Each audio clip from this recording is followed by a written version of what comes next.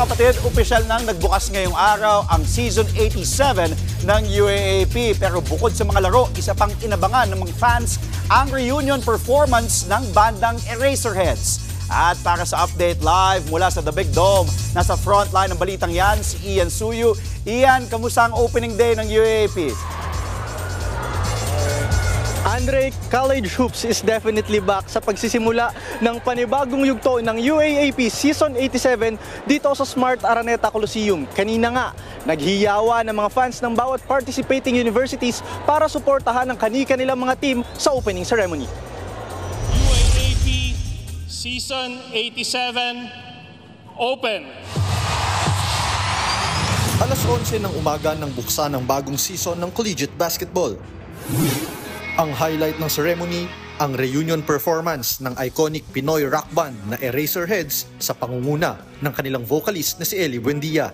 Kinanta ng banda ang kanilang OPM hits na Alapaap,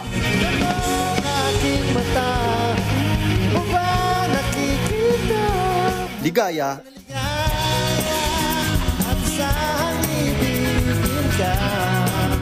at huling El Bimbo.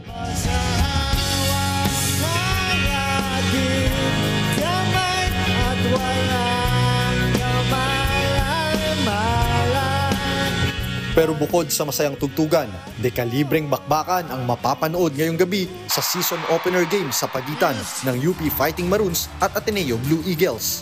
6:30 PM ang simula ng tinaguriang Battle of Katipunan. Kaabang-abang ang tagpong ito dahil rematch ito mula sa kanilang Final Four game last season. Ang UP, target makakuha ng momentum para sa kanilang championship bid.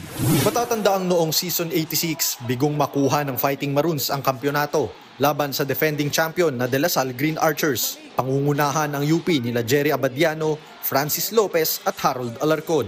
Magpapakitang gilas din ng bagong recruits ng koponan na sina Gani Stevens at Quintin Meliora Brown. Samantala, ang Ateneo naman, nais bumawi mula sa kanilang bigong kampanya last season. Matapos umalis ang big man ng Blue Eagles na si Mason Amos, sasandalan nila ngayon sina Chris Kun at Sean Kitevis, pati ang kanilang bagong star guard na si Jared Bahay.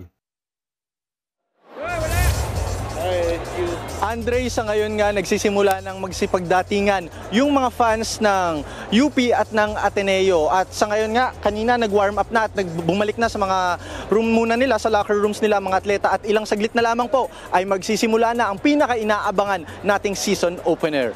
Bukas naman triple header ang bakbakan sa pangungunayan ng defending champions na La Salle Green Archers. At yan ang latest mula dito sa Smart Araneta Coliseum. Balik sa'yo, Andre. Exciting Battle of Katipunan agad-agad, Ateneo versus UP mula sa Big Dome. Maraming salamat, Ian Suyu.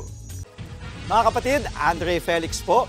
Iba na ang may alam at may pakialam sa panahon ngayon. Para sa tuloy-tuloy na balitaan sa Frontline kahit weekend, mag-follow at subscribe sa social media pages ng News 5.